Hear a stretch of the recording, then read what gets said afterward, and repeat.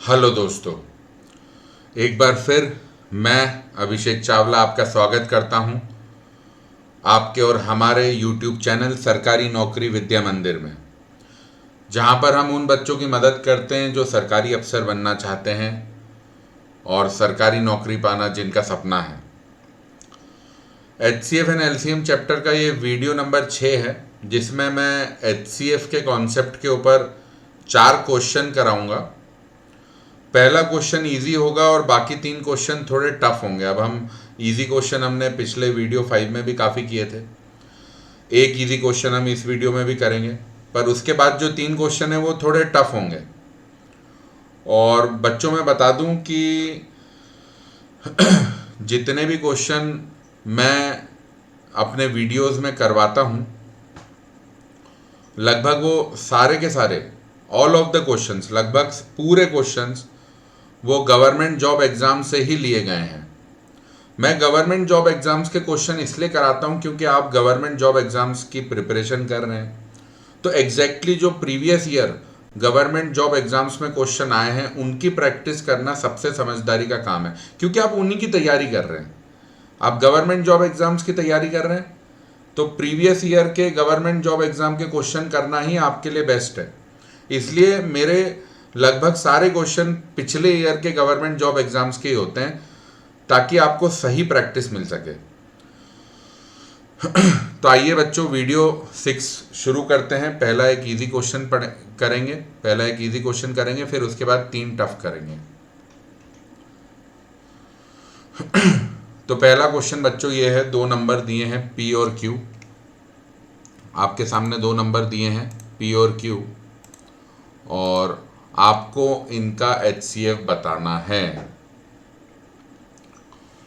तो ठीक है, HCF निकालने का मेथड हमने पिछले वीडियो में पढ़ लिया था। HCF निकालने का क्या मेथड था? यहाँ पे P और Q का HCF कैसे निकलेगा? HCF निकालने का मेथड ये था कि जितने भी नंबर हैं ग्रुप में, 2 नंबर, 3 नंबर, 4 नंबर, 5 नंबर, जिस भी ग्रुप ऑफ नेचुरल नंबर का HCF निकालना है, उस ग्रुप में जितने भी नंबर हैं उनको पहले प्राइम फैक्टर्स में ब्रेक करो। तो यहाँ पे तो एक बहुत अच्छी बात है कि नंबर्स पहले से ही प्राइम फैक्टर में तोड़ के ही दिए गए हैं। P जो है वो है 2 क्यूब इंटू 3 पावर 10 इंटू 5, आप 5 को 5 पावर 1 भी बोल सकते हो, और Q है 2 पावर 5 इंटू 3 इंटू 7, तो 3 को 3 पावर 1 बोल लो, 7 को 7 पावर 1 बोल लो। नंबर पहले से क्वेश्चन में काफ़ी कृपा की गई है क्वेश्चन द्वारा कि पहले से जो है आपको नंबर्स P और Q natural number prime factors में ब्रेक करके दिए गए हैं। तो अब HCF क्या होता था? जो भी कॉमन प्राइम फैक्टर है ग्रुप के सारे नंबर्स में जो कॉमन प्राइम फैक्टर है वो लिख लो और मिनिमम पावर चढ़ा दो। उसकी जो भी मिनिमम पावर है वो पावर लिख दो। तो यहाँ पे ग्रुप में सिर्फ 2 ही नेचुरल नंबर है जिनका हमें HCF निकालना है, P और Q। तो इनका कॉमन प्राइम फैक्टर कौन सा है? एक 2 है और दूसरा 3 है। 2 और 3 दोनों में 2 का पावर एक जगह 3 है और दूसरी जगह 5 है, तो मिनिमम पावर क्या हुआ? 3, तो 2 क्यूब कर लो। 3 का पावर एक जगह 10 है, दूसरी जगह 1 है, तो मिनिमम पावर क्या हुआ? 2 क्यूब, मिनिमम पावर क्या हुआ? 1, है ना। तो HCF हो गया 2 cube into 3 power 1, 2 cube into 3 power 1। भाई पहले हमने कॉमन प्राइम फैक्टर्स लिए जो कि थे 2 और 3, और कॉमन प्राइम फैक्टर्स का मिनिमम अवेलेबल पावर हमको लिखना होता है। तो 2 के 2 पावर हैं 3 एंड 5, तो मिनिमम हो गया 3।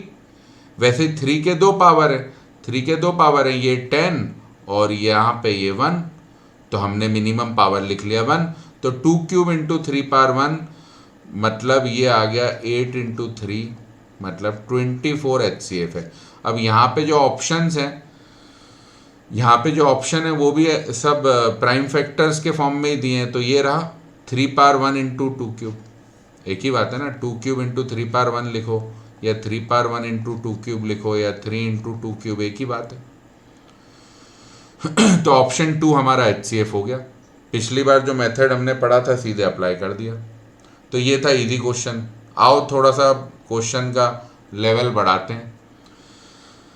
भाई ये 4 नंबर आ गए, अब इनका HCF निकालना है। 36, 51, 108, 97। भैया मैंने तो देखते ही HCF निकाल दिया। मैं कह रहा हूं मैंने तो देखते ही मेरे को आंसर समझ में आ गया, HCF 1 होगा। सोचो भैया, ये तो मैंने 2 सेकंड में कर दिया, 2 सेकंड में देखते ही बोल दिया HCF इक्वल टू 1। सोच पा रहे हो क्या बच्चों, क्या जादूगरी करी है मैंने? अरे भैया मैथ्स में कोई जादू नहीं होता है, मैथ्स में कंसेप्ट होते हैं। एक जबरदस्त कंसेप्ट लगाया है इस क्वेश्चन के थ्रू, उस कंसेप्ट को मैं स्टैंडर्डाइज कर रहा हूं। इस कंसेप्ट को अपने खून में डाल लो एकदम। जब कभी भी ऐसा क्वेश्चन एसएससी में या बैंकिंग में किसी भी एग्जाम में आता है तो 2 सेकंड के अंदर 1 आंसर मार्क कर देना। ये जो कॉन्सेप्ट बताने जा रहा हूं इसे खून में डाल लो। ब्लड टेस्ट हो तो हेमोग्लोबिन आए ना आए ये कंसेप्ट निकल आना चाहिए। देखो सुनो ये कॉन्सेप्ट क्या है। मैंने 97 देखा। अब यार 97 तो मैंने खटाक से देखा, प्राइम नंबर है। वो अपन ने एक टेक्निक सीखा था ना, एक टेक्निक सीखा था कि अगर कोई नंबर 2 के अलावा है और 100 से छोटा है, कोई भी नंबर जो 2 से अलग है, 2 के अलावा है और 100 से छोटा है तो वो प्राइम नंबर होता था अगर वो 2 कंडीशन फॉलो कर जाए। पहली कंडीशन होती थी कि ऑड नंबर होना चाहिए। पहली कंडीशन होती थी कि जो भी नंबर है उसे ऑड नंबर होना चाहिए। और दूसरी कंडीशन होती थी उस नंबर को 357 से डिविजिबल नहीं होना चाहिए, नॉट डिविजिबल बाय 357। याद आ गया? ये हमने पढ़ा था वीडियो 2 या 3 कहीं पढ़ा था कि अगर कोई नंबर 2 से अलग है और 100 से छोटा है तो वो ये दोनों कंडीशन फॉलो कर दे तो वो प्राइम है। तो 97 ऑड नंबर तो देखते ही पता चल गया। अब 357 से ये डिविजिबल है क्या?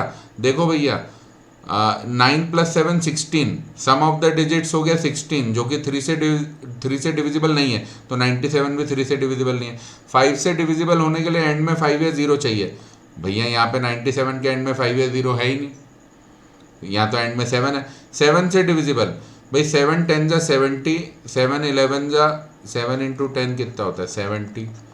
फिर अगला 7 × 11, 7 का भाई 7 से डिविजिबल अगला नंबर आएगा 77। फिर 7 ऐड कर दो, 7 × 12 84, फिर 91, फिर 98, 97 नहीं आया।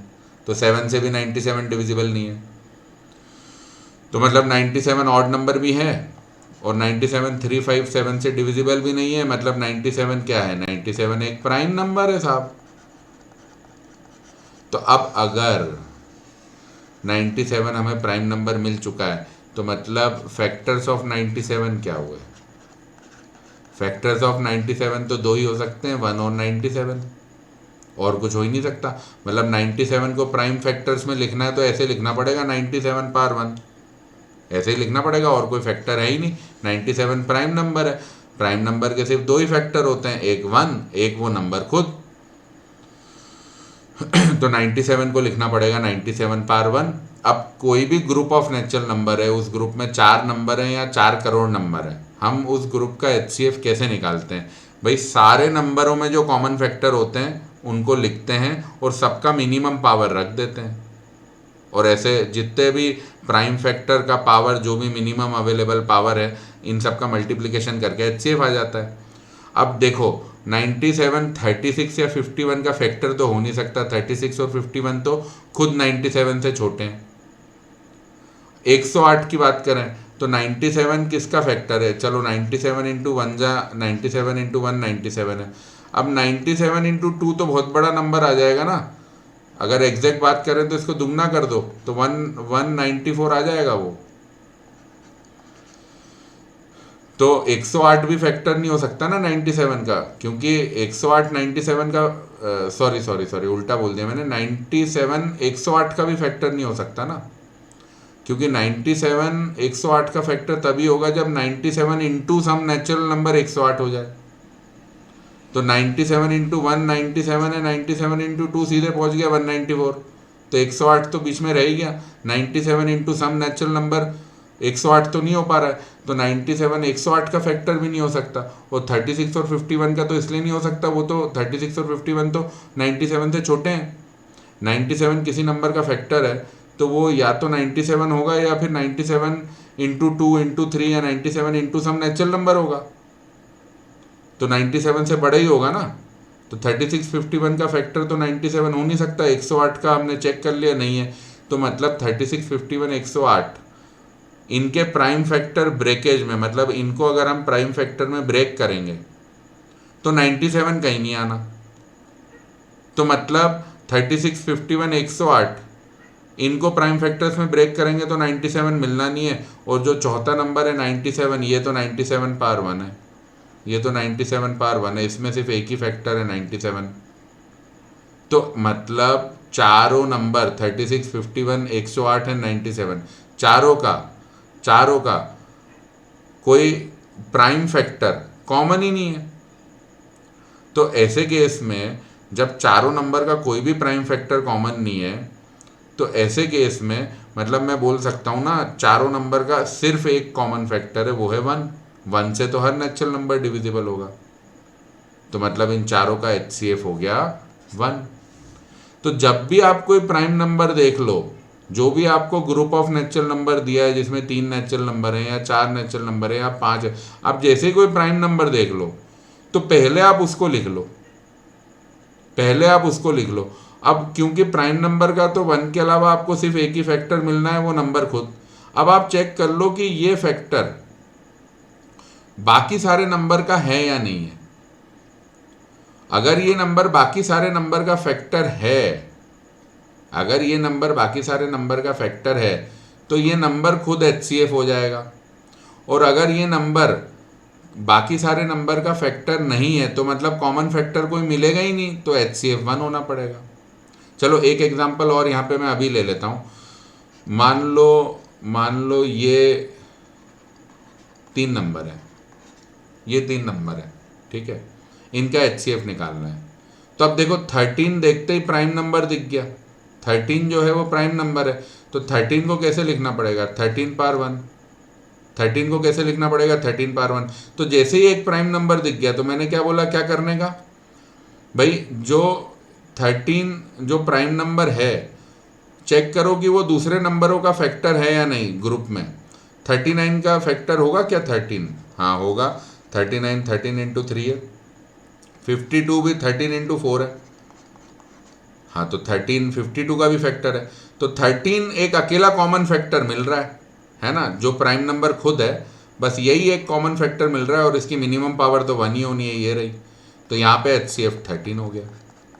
तो जब भी पूरे ग्रुप में जो भी ग्रुप है जिसका HCF निकालना है, पूरे ग्रुप में अगर एक भी प्राइम नंबर हो गया, पूरे ग्रुप में अगर एक भी प्राइम नंबर हो गया, तो उस ग्रुप का HCF सिर्फ 2 चीजें हो सकती है, या तो वो प्राइम नंबर खुद या तो 1।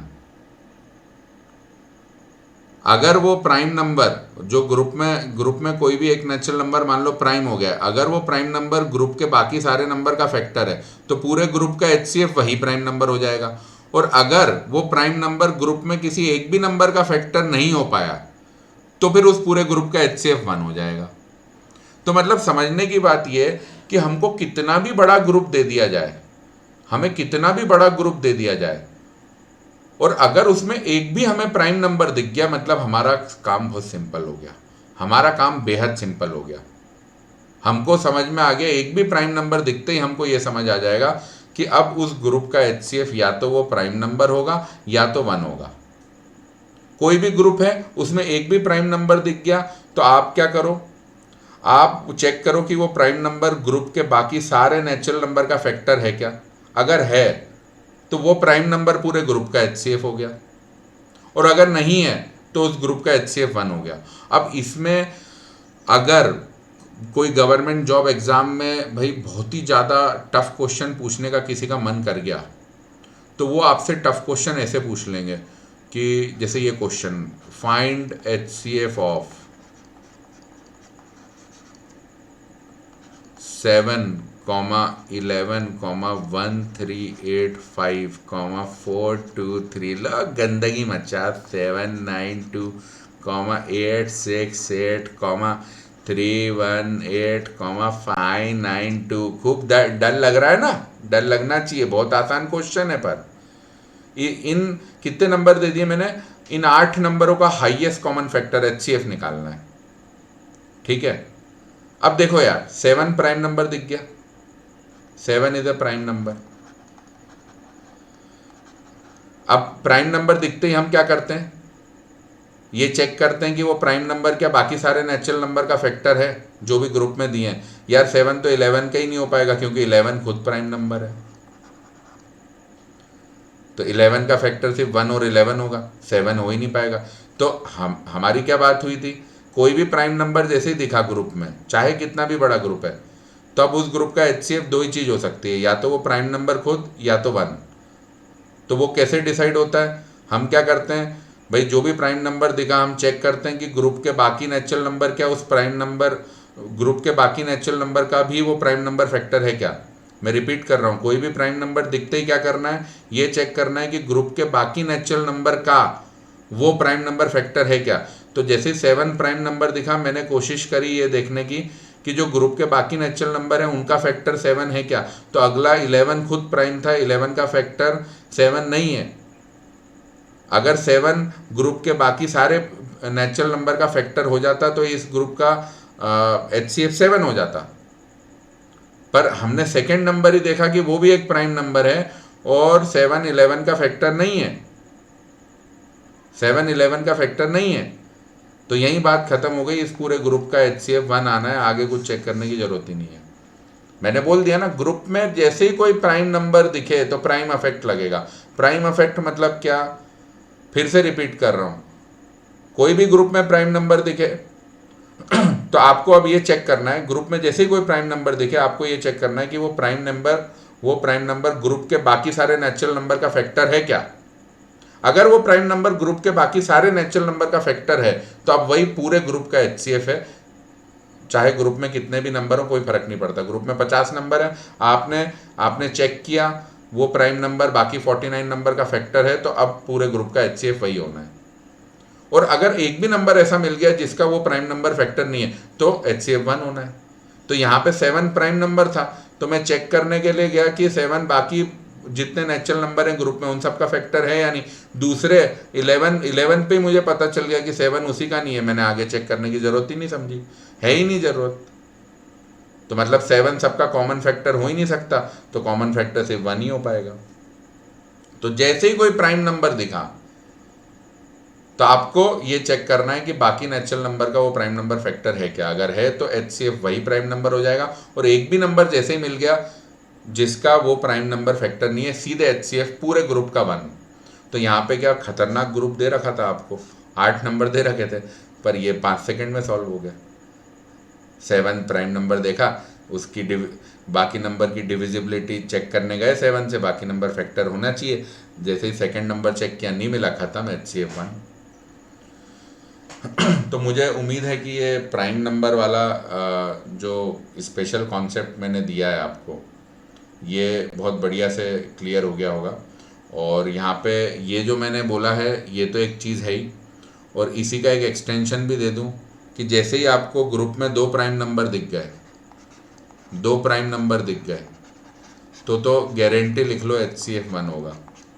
जैसे ये केस, क्योंकि 2 प्राइम नंबर दिख गए, जैसे यहाँ 7 और 11 दोनों प्राइम दिख गए, तो आपने 7 उठाया और बाकी नंबर का 7 से डिविजिबिलिटी चेक करने गए, बाकी नंबरों का फैक्टर 7 है या नहीं आप चेक करने गए, तो जो दूसरा प्राइम नंबर है उसका पहला प्राइम नंबर तो फैक्टर हो ही नहीं सकता ना।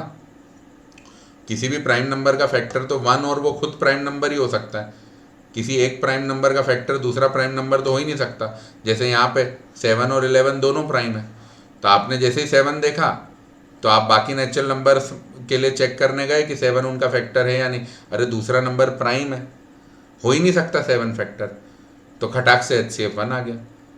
तो 2 प्राइम नंबर दिख गए ग्रुप में तो सोचने का ही नहीं है, HCF 1। जैसे मान लो ये ग्रुप है, आपको इसका HCF निकालना है, 5 11 आगे कुछ भी दिया है, 39 424, 685, सोचना ही नहीं, 2 प्राइम आ गए, इन पांचों का HCF 1 आना है। एक प्राइम होता है तो HCF 1 भी आ सकता है और वो प्राइम नंबर खुद भी आ सकता है। ठीक है, तो मुझे उम्मीद है ये वाला जो शॉर्टकट है आपके दिमाग में पूरा बैठ गया होगा। अब आगे चलते हैं, अगला अच्छा क्वेश्चन करते हैं। बढ़िया क्वेश्चन करा रहा हूँ इस वीडियो में बढ़िया क्वेश्चन करा रहा हूँ एकदम।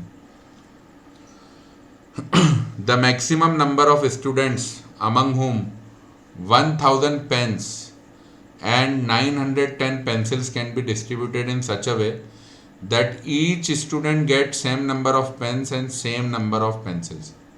ठीक है, मतलब करना क्या है, देखो सबसे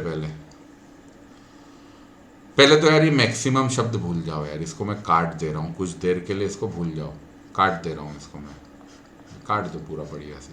ठीक, पहले तो ये समझें कि अगर 1001 पेन हम कुछ नंबर ऑफ बच्चों में बांट रहे हैं, बच्चे नंबर ऑफ स्टूडेंट क्या है मुझे नहीं पता, 2, 5, 10, 20 कुछ भी होंगे, मुझे नहीं पता, कुछ नंबर ऑफ स्टूडेंट हैं जिनमें हम 1001 पेन बांट रहे हैं, तो हो ये रहा है कि हर बच्चे को सेम नंबर ऑफ पेन मिल रहे हैं।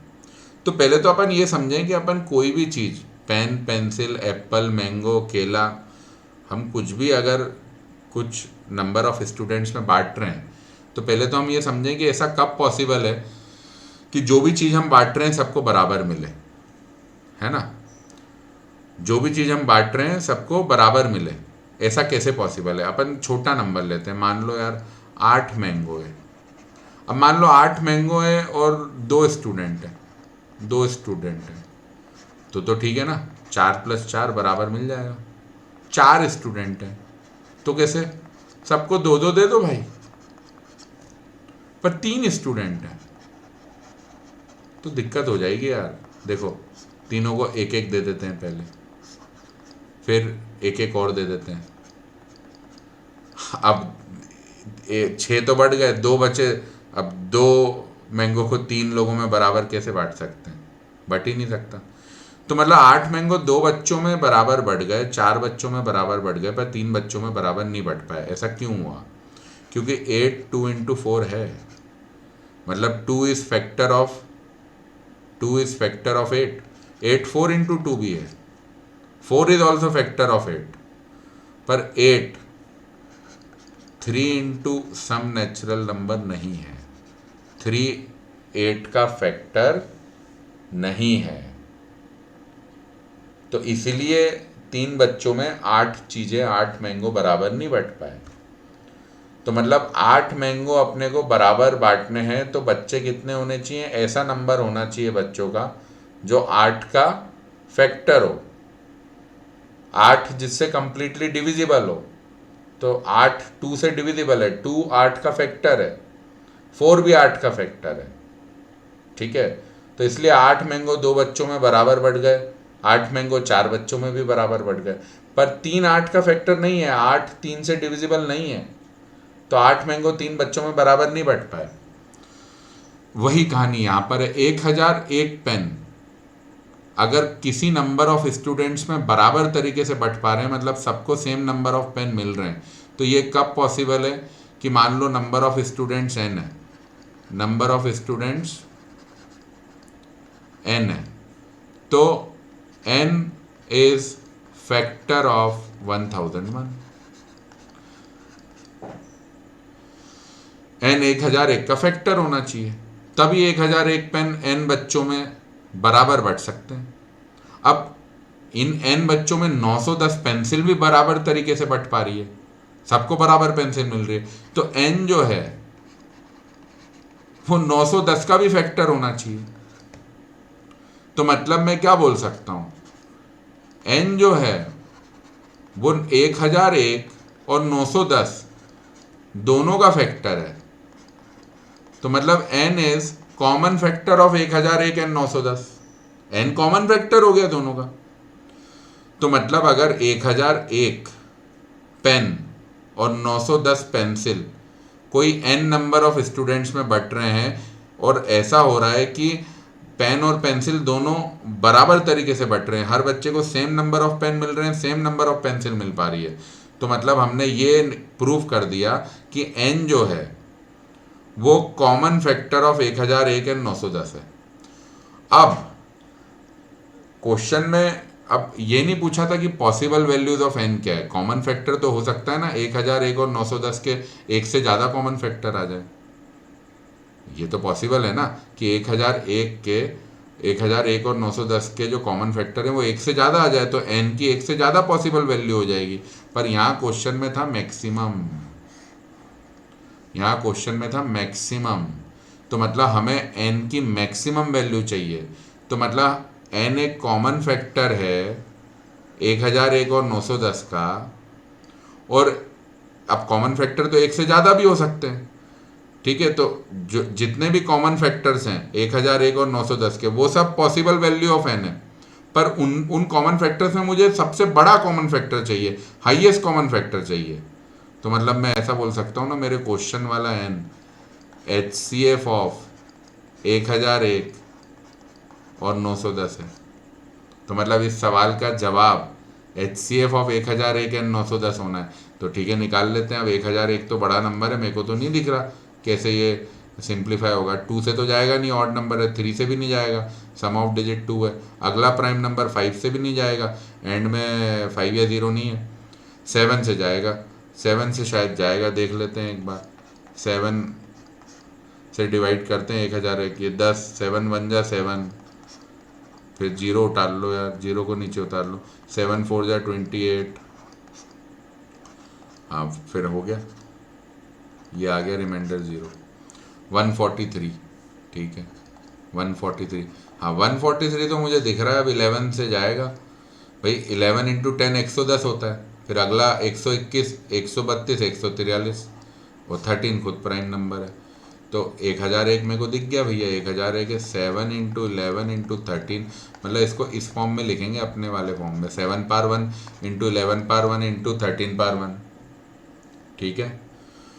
1001 तो हो गया। अच्छा अब 910, यार 910 तो मुझे दिख रहा है यार, 10 तो ऐसे ही अलग हो रहा है, 10 इंटू 91, तो मैं क्यों ये वाली मगजमारी करूंगा ही नहीं मैं, मेरे को 10 अलग होता हुआ नजर आ गया।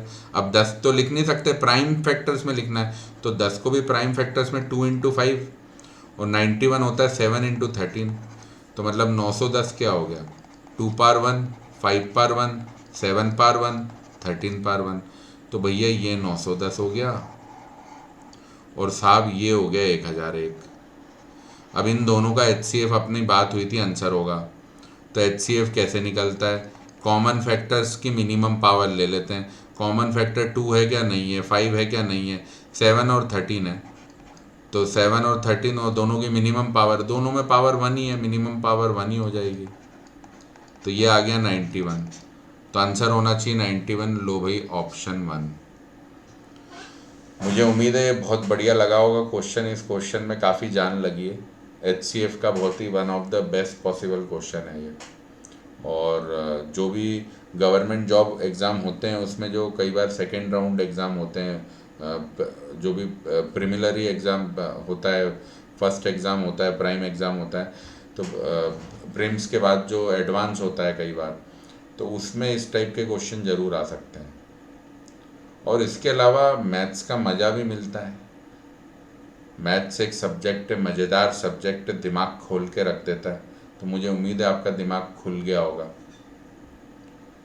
तो आओ एक आखिरी क्वेश्चन और करें बढ़िया वाला एकदम HCF के ऊपर। अब इस क्वेश्चन को करने के लिए पहले मैं आपको, जो मैंने पहले पढ़ा रखा है वीडियो 1 में ही मैंने आपको पढ़ा दिया था रिमाइंडर थ्योरम, मैं वो रिवाइज करा दूं। रिमाइंडर थ्योरम क्या था, अगर हम किसी भी नंबर को किसी दूसरे से डिवाइड कर रहे हैं, मान लो जैसे 143 को हम 7 से डिवाइड कर रहे हैं, तो क्या होगा, 14 लेते हैं, 03 नीचे उतार दिया बस। तो ये जो नंबर हम डिवाइड करते हैं, इसे नंबर जिसे डिवाइड कर रहे हैं इसे कहते हैं डिविडेंड। जिस नंबर से डिवीजन किया जा रहा है उसे कहते हैं डिवाइज़र। जो नंबर डिवाइड हो रहा है वो डिविडेंड है, जो नंबर डिवाइड हो रहा है जिसे डिवाइड किया जा रहा है, जो नंबर डिवाइड हो रहा है या जिसे डिवाइड किया जा रहा है वो डिविडेंड होता था। जिस नंबर से डिवीजन किया जा रहा है वो डिवाइज़र होता था। और जो साइड में आता था वो होता था कोशिएंट, और जो नीचे आता था ये रिमाइंडर हमेशा डिवाइजर से छोटा होता था। तो मैं याद दिला दूं कि रिमाइंडर थ्योरम ऐसा होता था, dividend equal to divisor into quotient plus remainder. ये होता था रिमाइंडर थ्योरम। वेरीफाई भी करके देख लो, 143 इस हिसाब से आना चाहिए। डिवाइजर मतलब 7 इंटू, एक सेकेंड, और यहाँ पे अपन एक चीज़ भूल गए, 143 हमने किया था, 14 चला गया था, फिर 03, हाँ यहाँ एक 0 और आ जाएगा, क्योंकि 3 तो फिर गया नहीं ना, 3 तो गया नहीं, तो एक 20 आ जाएगा। हाँ ये चीज़ अपन मिस कर गए थे, तो यहाँ पे 20 आएगा क्वेश्चन। हाँ तो अपन क्या वेरीफाई कर रहे हैं, dividend equal to divisor into question plus remainder. तो डिविडेंड है 143, डिवाइजर है 7, क्वेश्चन आया 20 और रिमाइंडर आ गया 3। ठीक, तो देख लो, वेरीफाई कर लो, 7 इंटू 20 क्या होता है 140, 140 प्लस 3 क्या होगा 143, देख लो वही चीज़ आ गई। तो ये हमने पढ़ा था कि डिविडेंड हमेशा divisor into quotient plus remainder होता है और रिमाइंडर हमेशा डिवाइजर से छोटा होता है, ये हमने पढ़ा था। ठीक है, ये एक गलती हो गई थी, फिर से मैं यहाँ रिपीट कर दे रहा हूँ। यहाँ पे हमने डिवीजन किया था, 14 लिया था, तो ये 2 टाइम्स गया, फिर नीचे 3 आया, फिर 0 टाइम्स गया, इसलिए यहाँ 0 आएगा, बल्कि इसको ऐसे लिखना चाहिए, हाँ, और फिर 3 रिमाइंडर, ये लिखना चाहिए इस तरीके से, ये डिवीजन हुआ था। तो ये हमने पढ़ा था वीडियो 1 में रिमाइंडर थ्योरम, वो अब हम इस क्वेश्चन में यूज़ करेंगे। आओ क्वेश्चन देखते हैं। The greatest number which when divide 989 and 1327 to leave remainder 5 and 7 respectively is. तो पहले तो यार फिर से ये ग्रेटेस्ट, मैक्सिमम, मिनिमम पहले तो मेरे को जमता ही नहीं है, पहले इसे काट दो, इसको बाद में समझेंगे, क्या करना है। अभी तो अपन बात करें कि the number which when divide 989 and 1327 to leave remainder 5 and 7 respectively is. ठीक है, तो देखो भाई, पहले अपन एक नंबर लेते हैं। अपने को एक ऐसा नंबर चाहिए जो 989 को डिवाइड करता है तो रिमाइंडर 5 आता है। ठीक है, इसकी बात करें तो 989 तो डिवाइड हो रहा है, तो 989 डिविडेंड हो गया। वो नंबर को n मान लो, वो नेचुरल नंबर को n मान लो, अभी जो 989 को डिवाइड कर रहा है, जिससे डिवीजन किया जा रहा है, 989 डिवाइड हो रहा है, तो वो नंबर डिवाइजर हो गया। तो 989 को n से डिवाइड किया तो बताया जा रहा है कि रिमाइंडर 5 आ रहा है। अब क्वोशिएंट कुछ मान लो यार Q1 आया होगा, मुझे कोई मतलब नहीं है वो क्या है। ठीक है, तो 989 क्या होना चाहिए, n इंटू Q1। ठीक है, plus 5, dividend equal to divisor into quotient plus remainder. तो n इंटू Q1 को मैं क्या बोल सकता हूँ, 989 माइनस 5। 989 माइनस 5 मतलब क्या, 984। बहुत बढ़िया, 984 आ गया। ठीक है, अब ऐसे ही ये जो नंबर n है, ये 1327 को जब डिवाइड करता है तो रिमाइंडर 7 आता है, मतलब 1327 डिविडेंड हो गया, नंबर n डिवाइजर हो गया। क्वोशिएंट मुझे नहीं मतलब, मान लेते हैं कुछ Q2 आया होगा, हमें कोई मतलब नहीं उससे। तो dividend equal to divisor into quotient plus remainder 7। तो 1327 माइनस 7 क्या होगा, वो होगा 1320। तो एक और चीज़ आ गई, n इंटू Q2 इज 1320। तो देखो यार, n इंटू Q1 984 भी है, और n इंटू सम Q2 1320 है। Q1 Q2 क्वोशिएंट ये नेचुरल नंबर ही होंगे ना, ये कुछ ना कुछ Q1 Q2 नेचुरल नंबर है। तो मतलब n into some natural number 984 हो रहा है, और n into some natural number 1320 भी हो रहा है। तो मतलब मैं ऐसा कह सकता हूँ क्या, n is factor of 984 as well as 1320। ये दोनों का फैक्टर हो गया भाई। अपनी बात हुई थी ना हमेशा कि भाई जैसे 6 जो है वो 2 इंटू 3 है, 2 इंटू सम नेचुरल नंबर 6 हो रहा है, तो मतलब 2 6 का फैक्टर है। तो यहाँ n into some natural number 984 है, तो n 984 का फैक्टर है। वैसे n into some natural number Q2 1320 हो रहा है, तो n 1320 का फैक्टर है।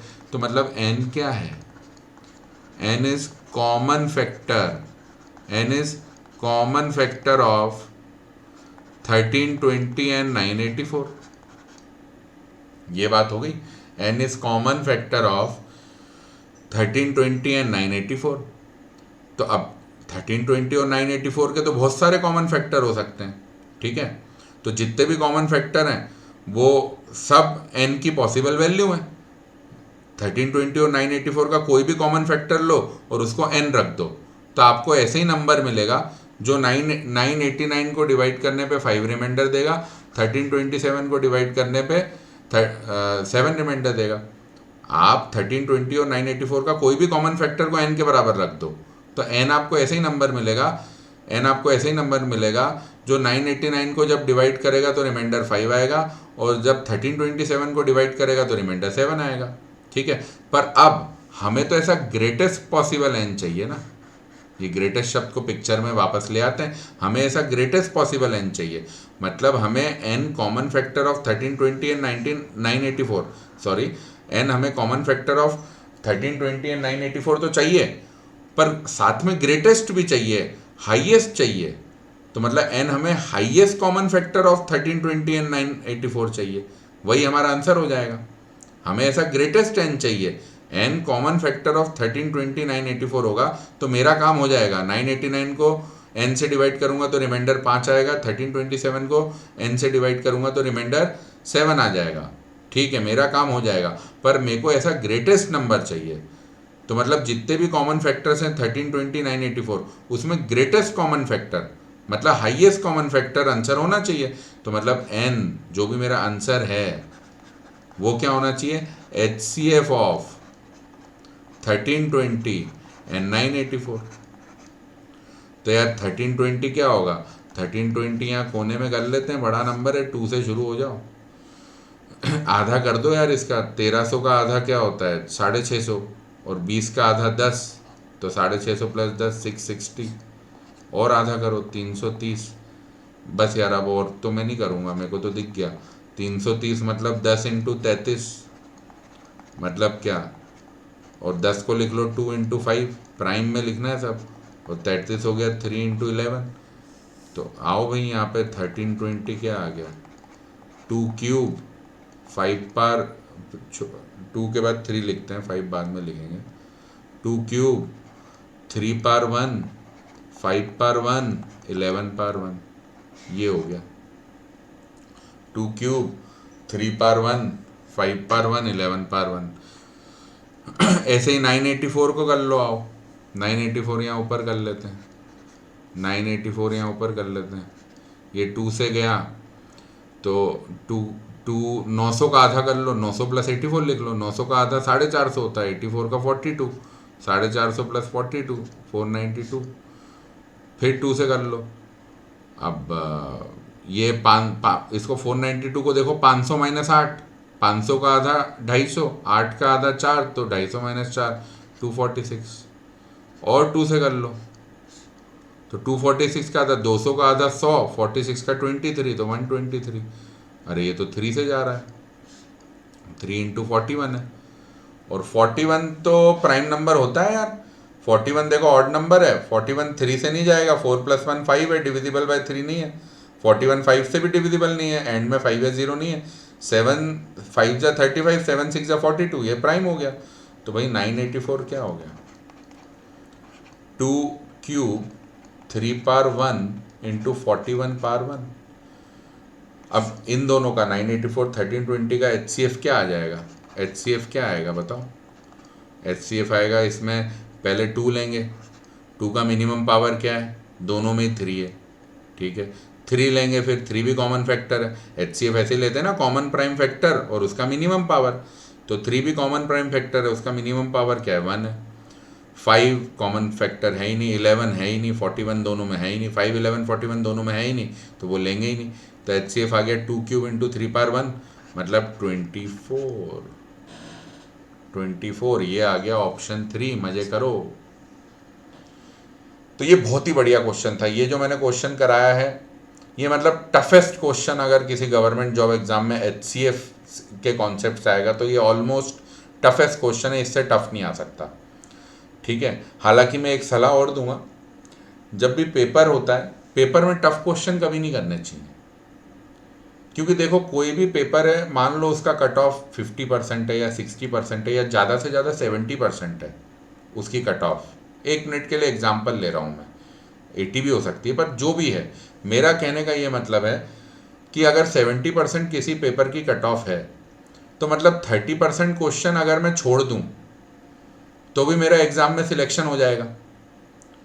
तो मैं जो सबसे टॉप 30% के टफ क्वेश्चन है वो तो छोड़ूंगा ही ना। अरे इजी क्वेश्चन और ऑब्जेक्टिव पेपर में इजी क्वेश्चन और टफ क्वेश्चन करने के बराबर नंबर है, तो मैं इजी क्वेश्चन करके नंबर लेना पसंद करूंगा ना, मेरा समय बचेगा। तो इसलिए टफ क्वेश्चन एग्जाम में नहीं करने चाहिए, पर हाँ उन टफ क्वेश्चंस की प्रैक्टिस करनी बहुत ज़रूरी है, क्योंकि घर पे आप टफ क्वेश्चन करोगे तब एग्जाम में इजी हो पाएगा। घर पे आप लेवल 10 का क्वेश्चन करोगे तब एग्जाम में लेवल 5 होगा। घर पे आप लेवल 5 का कर रहे हो तो एग्जाम में तो लेवल 3 पे गिर जाओगे। तो इसलिए पढ़ते वक्त जब हम कॉन्सेप्ट दिमाग में बना रहे हैं तब टफ क्वेश्चन करना बहुत ज़रूरी है। पर हाँ एग्जाम में दिमाग में ये होना चाहिए कि टफ क्वेश्चन मुझे तभी करना है जब समय बच जाए। पहले इजी इजी करके फटाफट नंबर लेना है, और समय बच जाए तो फिर टफ करना है। तो मुझे उम्मीद है बच्चों HCF के इस वीडियो में जो मैंने टफ क्वेश्चन लिए हैं आपको सब समझ आ गए होंगे। ये वीडियो देखने के लिए आपका बहुत बहुत धन्यवाद, थैंक यू फॉर वॉचिंग। और आपको पता ही है वीडियो के डिस्क्रिप्शन में चैप्टर के फर्स्ट वीडियो का लिंक भी होता है और नेक्स्ट वीडियो का भी होता है। तो मिलते हैं नेक्स्ट वीडियो में, टाटा बाय बाय।